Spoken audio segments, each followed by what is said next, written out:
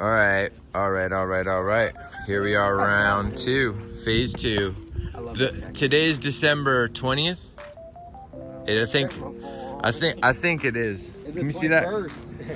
I like 4 that. days till Christmas. So we've got 2 more days until the freeze comes in. And the way these freezes come in is they come in waves, and it usually rains before it gets cold, which is a good thing. Wets everything down. When you have cold, dry wind, it causes the most damage. So when it's real dry and windy, people like in California, Texas, Arizona have to contend with a little different conditions. Here in Florida, those cold fronts come in with that rain, and it does help. So right now in this phase, we're gonna pick out the most cold sensitive plants and try to round them all up. And those would be the Garcinias. And I have them all throughout here. So let's just start pulling them out. You see, once you see them Garcinia leaves, just pull. There's one right there. See that one? Pull that one. We'll take this canistel. All these other trees, these jabos, can take into the low 20s, and they're underneath this oak canopy in a good protected location. So I'm not too worried about them.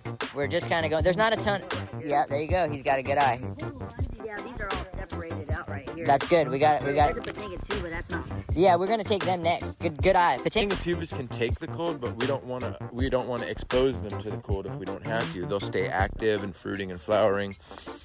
So we are gonna pull some Potega tubas. Keegan's keen to recommend that. There's some Potega tubas. They'll handle it just fine. I just want them to look a little happier. And I've got this structure right here, this shade house that I can wrap with frost cloth. I think we're just gonna throw a lot of this stuff in here. Even these big Potega tubas right here, we'll just tuck these inside this little shade house and wrap it with a big piece of frost cloth. So we'll start doing this, and we'll get back to you with the next part. So when you're tucking plants away into like a greenhouse or a shade house or a protection area, tuck them in real tight and put your most cold sensitive, smallest plants in areas that are opposite to where you anticipate the freeze to come from. In Florida, typically the cold comes from the northwest. It comes in these polar vortexes that barrel down the continent and penetrate Florida, they hit Florida from the northwest. So the wind comes in usually blowing from the northwest. So you take all your most cold tolerant plants and line them in the northwest, and all of your most cold sensitive plants align them to the southeast. And that goes for buildings, trees, any structures that emanate heat, which include buildings, trees, whatever. Things that block wind emanate heat. And in Florida, it's usually the south or southeast side of a body of water as well, because when you have the evaporative conditions going on, that water evaporating actually raises the temperature if the wind's blowing and you're close enough to the water on the right side of the lake, which is usually the southeast. We just had this pond put in. Now there used to be a forest there. Now there's a 6-acre pond right over that hill. I'm wondering how that's going to treat us. Is it going to make things warmer this year? Because I am on the southeast of the lake. It's not big enough. I don't think it's going to make too much of a difference. So anyway, it's better than a field though. I'll tell you that. It's better than an open field. I know that for a fact. Because it's just going to, on the coldest nights, it'll have steam coming off of it, I bet. I'm going to go out there and try to film that if I can. So we're just stacking Potega tubas and tuck them in tight. Don't worry about them being crowded. Crowded is good. They protect each other. I can't tell you how many times I've had a tree. I had these black sapotes out there. I was like, oh dang, this one almost died, but the one next to it did fine. The one that almost died was on the northeast. The one that did fine was on the southeast. There they are over there. These 2 black sapote trees right there, there's 2 right next to each other. The big one is to the northeast, and this little one, that one, the small stem, it was protected when we had a freeze. It was protected very well. And them being close together protected one of the trees. One of them took the brunt of it. But this is a great area to crowd some stuff in under these oak trees. yeah. I have a bunch of trees that I'm not even gonna move. They're just gonna be protected by virtue of where they sit underneath this oak tree. Water everywhere. These are those Aphramomum, grains of paradise. They can sit in water. They've been living in there. I took some cuttings I ripped out of the ground and they just sit in the water and grow roots, and they go through freezes too. So that's really interesting. I don't know why I'm even talking about that, but we're definitely gonna leave these in the pot. Look at that. Look at that root mass on that shit. It's really cool. That's a good one to put like in a aquatic setting. But look at all these Pitanga tubas.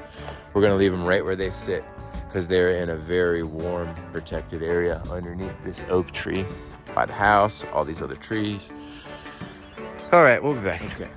So we're definitely gonna have to move these stupid Montangias in 25-gallon pots. That's gonna be a little bit of a chore, but I'm gonna move them into the greenhouse. I'm gonna have to cover this miracle fruit. I got 2 miracle fruit trees. They gotta be covered. Oh, look over here. Grafted. Scarlet, grafted. It's got fruit all over it. I picked some the other day. Amazingly, the chickens haven't stolen in, but I'm gonna just go ahead and pick that early because I just want it for the seeds, and you can pick them green anyway. So we'll pick the fruit off of that tree. We're gonna take a lot of this stock right here and crowd it over back in this corner. This is the warmest part of my whole property. Southeast corner of my house, protected by oak canopies. The house is leaking heat because it's not energy efficient. Look at this, a little volunteer Garcinia. This is the lemon drop mangosteen superior form. I don't know if I planted it there or it just ended up there. One day I'm gonna probably graft the variegated onto that, but for now it's just gonna sit there unprotected. It's in a really warm spot and it just doesn't need to be protected unless we're going into the low 20s. A lot of the stock's gonna be left where it is. Here's an anomaly right by the door. I usually just crowd a bunch of stuff around it. They always try to flower the most when it's about to get freezing. Kind of a shame for me in my area, but these flowers are not gonna amount to much, but it's really, this tree is about to ramp it up, go on a crazy blooming spree. Like that tree is gonna flower and fruit like crazy next year if it doesn't get too hurt by the cold. I got another one, anomaly over here in the ground, protected real well. It's not flowering as much, but I see some activity kind of brewing under the surface there. You see, this one's in a real protected spot. We're gonna protect that by crowding it with other trees. You simply take trees, you just put them all around it, crowd it with stuff you don't care about. We're gonna take these loquats, these big loquats, the wind is blowing them over. I got some Palucci and Avre loquats, and see they've got fruit setting on them and they don't like the cold, so we're gonna crowd them around that Cambuca tree to protect the fruit on the southeast side of that house. We'll take these and put them right over in here. Ooh, and I gotta move this tree right here. This is we'll show you. This is the glomerata, Myrcearia glomerata. They can take some cold very well actually, but I don't know how low they can take it. The only way I can protect this tree is either by covering it or crowding it, and we're gonna crowd it with other trees instead of covering it. But we'll take a look and see how it handles the damage. This is my other one right here in a pot, and this one's flowering profusely right now, as opposed to the other one, which in the ground is not flowering. So you can see it's a good idea to have 2 trees and to grow one in the ground and one in the pot in case one dies, in case you want to sell one. In the case of this tree, I might sell it. The time is right to go ahead and probably sell this one. I've got 2 and it seems to do really well in the ground, and it doesn't need hand pollination or cross pollination. So I'll probably sell this one in the pot. We're gonna pull this one out, see if I can even move it. Oh yeah, it moves. Let's get a look at this one. We gotta get this to the greenhouse. So let's get a look at it. Which one is this one? This is Myrcearia glomerata. Yeah. Glomerata, you got flowers. I stand my tallest employee next to it. Yeah, I'll get it. Taking 6 foot. 6 foot tall. So when you go to pick this up, it's 6 foot tall in a 29-gallon pot. Already flowering. And it's already flowering. Yeah, that one's a really. Here's a new bud right here. I tell you, this one's hard to grow because when you first start growing it, all the leaves come like this. I see that. But then as it gets older, it handles it better and better and better. And then you get more like this and it grows out of that funk. But the whole time I was growing it as a baby, this, at the very best, the leaves look like that. And then most of the time they look like that. But these are just old leaves and they're very subject to damage in Florida. Yeah, take that out, this shit. I was thinking it was grafted. No, seedling. Nice. All right, on to the next phase. Some special mango, maybe Maha Chinook. I'll take that in. Oh, little variegated miracle fruit. Hopefully it holds, but I don't think it's gonna hold. But we'll bring it in the greenhouse. So right now we are just loading up the back of the truck, and look, it takes 2 people. Let's see if we can lift it. 1, 2, 3, go! Oh, here we go.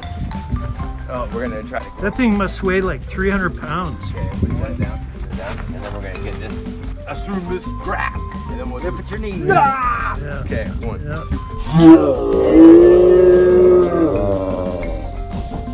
2. And we want to pump you up. You want to pop? You up. Oh.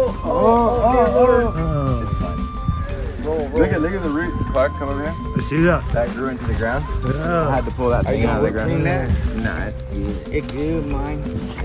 I'm gonna sell this for $100. What I'm gonna do? There's still room in the back of the truck too. Is that a yellow one? There's still some loose lemon drops over there, I think. Yeah. Okay. Cool. You can cut it. Good. So what we're doing right now is we're starting to crowd the plants I care about. We're gonna crowd them with other plants. I got a little grafted tree right there, a little rare jabo. It's already kind of crowded, but I might crowd it a little more. What you do is you find something like pitangas are the best because you know those are cold tolerant. Other jabos you don't care about, you can grab that one right there. It's a good one. These are good. The Cherry of the Rio Grande are strong. Let's find some other things. You want plants that have a thick canopy. These aren't the best, but these are strong. That could work. Pitangas are real strong. There's some here I can use to protect other plants. One there, one here. Couple here. Just take these and take that moss along with it.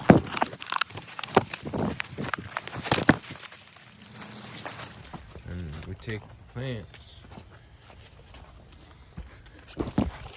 around the base. Let me see that nice one. That one, that big one you had. This is a good one. You put the biggest one against the leg like that. Something like that. It just helps crowd it and protect it. We're gonna do the same thing in this corner.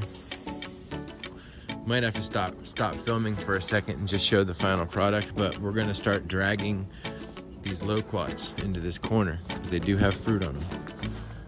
And if there's a big difference between leaving it right here and pulling it over there. And we don't want these fruits to fall off. So we'll pull it over here. You can just slide it right in here. Like in here, real deep. All right, ready? Oh, you gotta rotate a little bit. No. Rotate. A little deeper. Whichever way the tree leans, you want it rotated like inward. Inward, got it. Yeah. And then you gotta pull it in even closer. Like that here.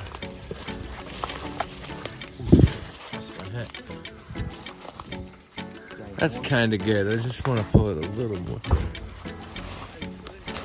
That's perfect there. Let's go find another one. We can rotate this one.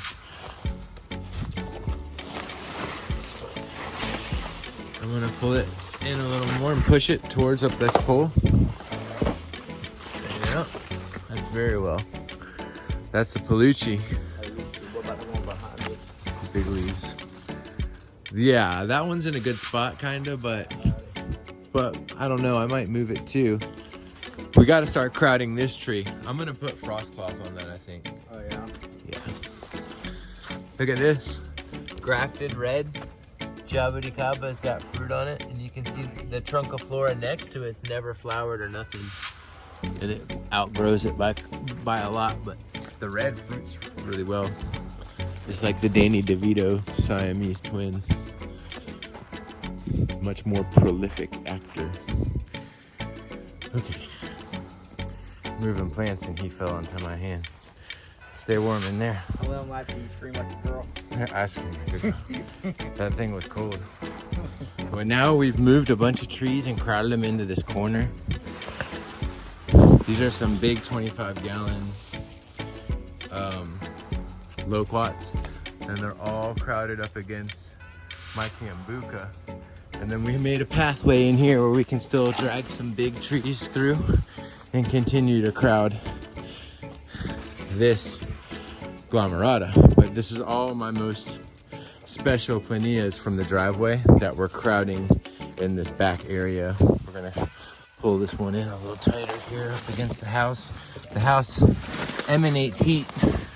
It's a heated structure and it's not perfectly sealed. So it's gonna be letting a lot of heat off, fortunately for me. It's one good thing about not having the best insulation, I guess. This tree right here has got to go further down. I'm just trying to organize these, but you see I crowd them all around. All these are crowded around the base of this big grafted ESAOQ. They'll do just fine. This is a really warm area. Star fruit. This is a hybrid jabuticaba seedling of a Trunciflora and a red, and it flowered, but it's never set fruit yet. I'm looking for flowers. It should do it again anytime, but over by the greenhouse I was moving some seedlings that are hybrids that I've been waiting for to flower, and we saw one that's flowering. Clark's fish hook that we're using, plant hook. This thing works pretty well. I don't know where he got it, but I don't like that it puts holes in your pots, but it makes it way easier to grab. You just kind of take it and you go hook it in and pull it like that. It works really well. On to the next tree over here. We're just pulling some jabuticabas that are kind of rare out from the open and pulling them into that corner where it's more protected. There's some over here. Let's see what this is. This looks like it's a Peluda Domukuri. Yeah, that's what that is, PDM. And it looks like trash this time of year, kinda, but whenever it pushes out new leaves, it's gonna be so pretty. I'd imagine these are getting pretty close to fruiting size too. The trunk is like 3 inches across. All right, let's hook this one in. Let's see how this works. All right, here we go.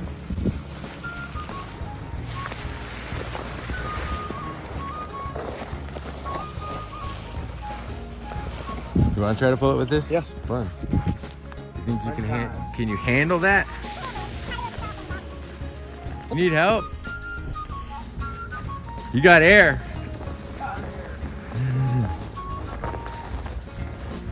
Ooh, later on we're gonna try to set this thing up. Luke gave me that. Thanks, Luke. It's a smudge pot. I bought some kerosene for it. I've never tried to run it. It does, and this concrete path helps a lot too. This is like a racetrack once you get the plants on it. Just ideas to think about if you're moving plants. This is a good idea too. If you have a really big plant you need to move, if you have concrete walkway like that and you put some Dawn detergent, it slides like ice. And the other thing you can do that I learned as a hack is you take a garden hose. It can be one that's old or one that's in use, and you lay it down and it's like a track. You slide it on, but it's hard to do on grass because it catches on the grass. If you have concrete or dirt, you can use 2 or 3 hoses and make a track for it and slide big plants across the hose like a track. I learned that by accident. Garden hack. Head there. Okay, that's good that it's back. Internet went down just out of nowhere, so I'd hate to get into a greased knife fight with you and you have that, boy. Under my sheet. Keep it under your seat. That's funny. All right, man, let's keep going. crowding this Scarlet out with these Eugenia sulcatas, but time has come to face the facts. Steam at 45 degrees. The time has come. Just go ahead and pick these before they get frozen off or stolen by an animal.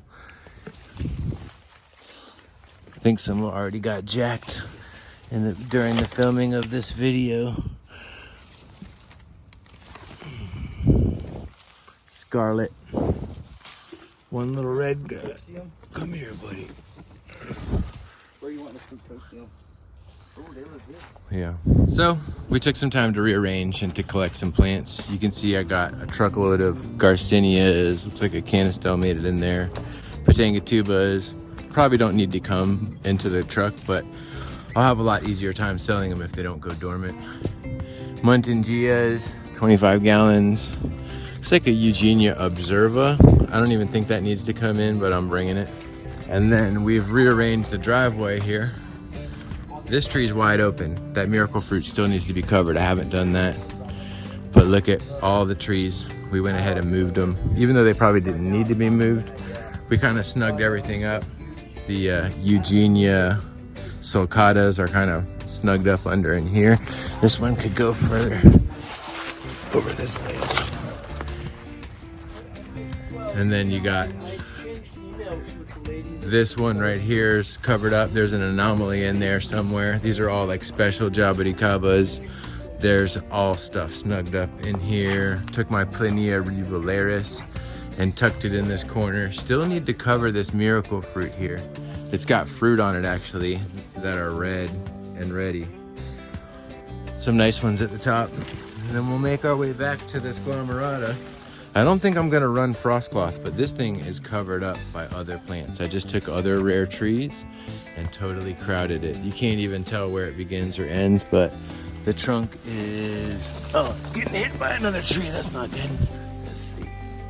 It's sturdy, we're good. It's actually not getting hit.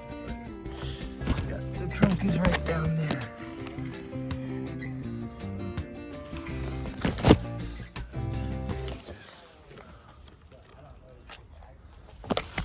This is all crowded in layers of how much I care about a plant. But all the jabos from the driveway.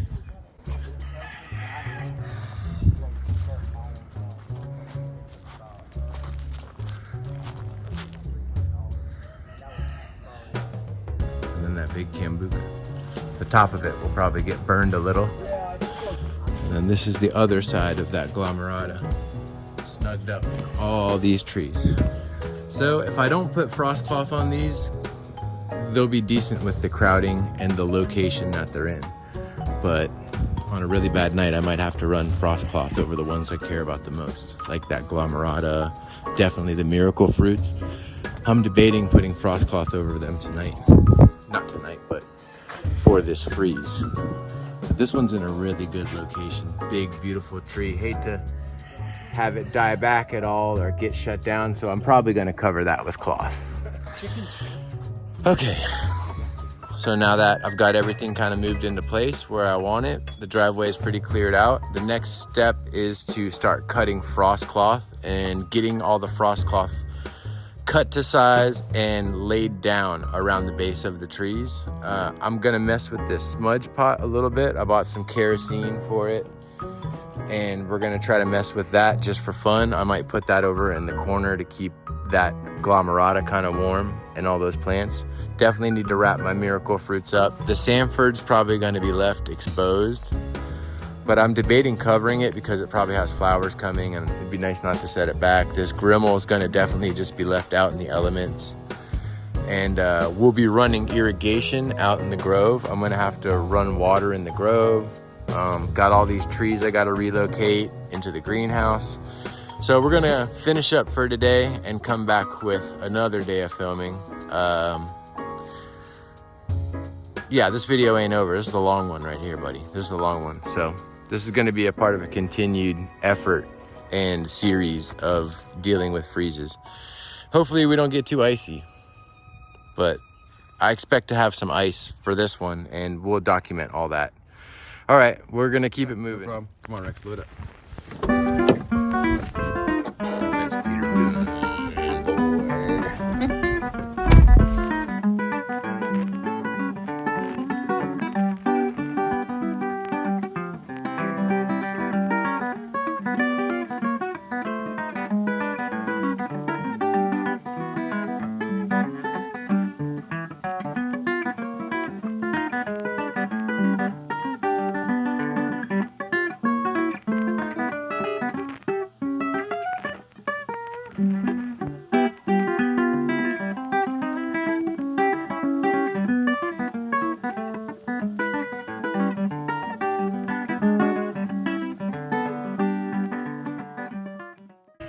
So these are some of the trees that I decided to just kind of pull out of the greenhouse. We got this Grimmel Otto Anderson possible hybrid. I've been growing this for 5 years now, but it's got some really cool looking foliage where it looks just like a combination of the two together. And I finally got my first flowers, and that took about 5 years, it seems like. So I'm hyped on that regardless, because it looks so unique. And it's already flowering. We pulled this Rollinia out. It's grafted, really hates the cold. Probably would have lived and done all right if we left it in there, but it's doing so well. It's in an active state of growth, and it's about to flower. I think it's flowering too. Does it have some flowers, you see? Yeah, it's got flowers and fruit that may set. So we're not gonna just let this get iced over. I gotta keep this protected. I really want to get some fruit out of it. Yeah, it's flowering. Oh, okay. So we'll pull that one in. This is the Plinia Yasuni from Jim West in Ecuador. Really hard to keep happy. I've barely kept this thing alive. You can see where it's kind of died back here. These like dead branches, but it's grown out of that finally. I kind of need to trim it. This trash. That came off real nice. There you go, nice. Yeah, it grew out of it really nice. It used to have all this dead and die back, but kind of see how the bark looks. The fruit kind of looks like a Vexitor, but this thing's way harder to grow. What is that one, Adam? Where? In the pot? No, this one you were just This doing. Plinia Yasuni from Jim West. Yasuni. Yeah, and then look, we moved a bunch of trees in here that are special. I still have to move some more trees out of here. Some, the anomaly mother tree. Look how small it is. That's the mother tree. It's still only like 2 feet tall, 2.5. Moved a bunch of trees in here, reorganized. This dang tree, the scarlet, is fruiting again like crazy, and I just picked a bunch of fruit off it. I gotta pick this fruit before it gets stolen. So we'll probably move this tree and pick the fruit. Eugenia matosii are still flowering, which is interesting. Greenhouse is torn open from the storms we had, but I've had this happen before on the worst years. As long as these sprinklers work, we'll be fine. Everything will stay frozen over and be good. Garcinias got torn up by the hurricanes. You can still see how the leaves are torn off and sunburned from when the roof ripped open. Still got fruit. I should pick all these fruit too. There's some really good fruit.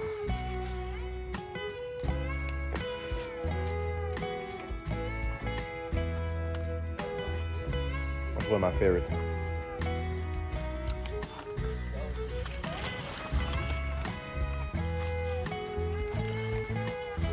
Garcinia gardneriana. Not fruiting as much as I want. All my sapodillas, alanos, and butterscotches I saved to fruit. Grafted lemon drop. Pulled a bunch of rare stuff over here in the corner. This is a rare tree that is a Grimmel hybrid, I think. It's only made some small fruit, but these are some right here. I'm gonna taste one and let Keegan taste one. But look at this thing, how it flowers. Real crazy. Really bunchy, tight growth habit. I wish I could get a better shot of this thing. But look at the leaves on it are super dark green, and it's a real stiff, prickly almost, that tree. There's some fruit. It's only made tiny, tiny fruit, so these are the biggest ones it's ever made. We'll go taste those with Keegan in a second. Let's just walk through a horrible spider web. Beautiful new growth on these rare This looks like a Phatrantha hybrid maybe I have with a real small leaf. Another possible Phatrantha hybrid where it's got that beautiful kind of like, almost like a variegated look, but it's not variegated. It's just how the leaves fill in. When they get the color, it gets like a multicolored thing going on. That's a really pretty, interesting tree. Pulled those in. Just keeps going on and on. These rare guys, look at the beautiful growth on these. These are either, I think these are the Cascuda, but it could be the Black Velvet. You know, the labels got mixed up. I'm not too worried about it, but I'm just glad to have them. They look so gorgeous with these leaves. I've got about 3 or 4 of them.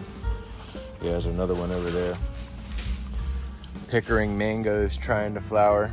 Really weak flowering though, because it's probably in so much shade and it's so late in the year. 25-gallon Pickering. I just like that fruit a lot. Oh, let's take a look over here.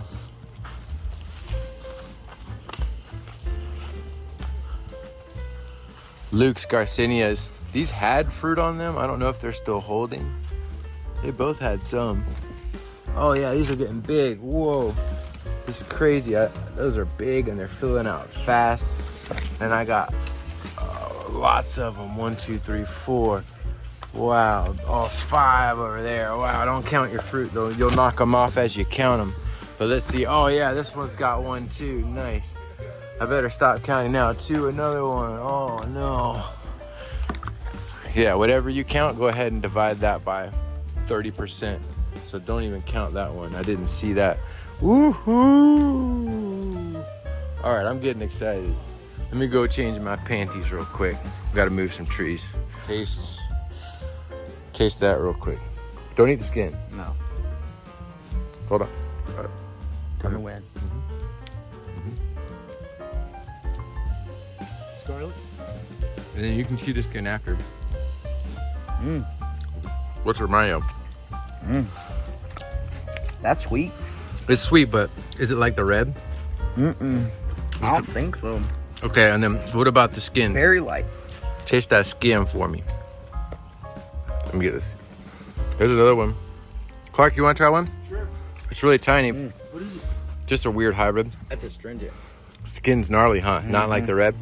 That's all the seeds they had was these 2 little things, one in each. Aborted one. Yeah. Did it taste anything or not really? Because that one looked kind of weird. Yeah. It doesn't taste like the other one. There's nothing to it. Yeah, that was a aborted one. The reds taste like a sweet tart to me. So you like that one or what? Very. Was that good? Yeah, that's good. All right. I think the old bottle cap. Here's that Pitanga tuba. I was moving it one day in one of the videos and it broke at the bottom. It's just hung on by this thread. It's doing fine. Be careful when I move it. We're making progress. We're just moving a bunch of shit in here. We got that big ass Rollinia in here. That was a pain in the ass. We didn't film that, but we drug this through the door. Just barely fit in here.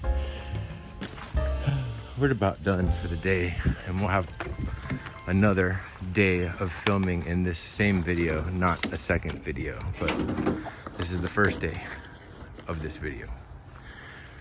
Okay.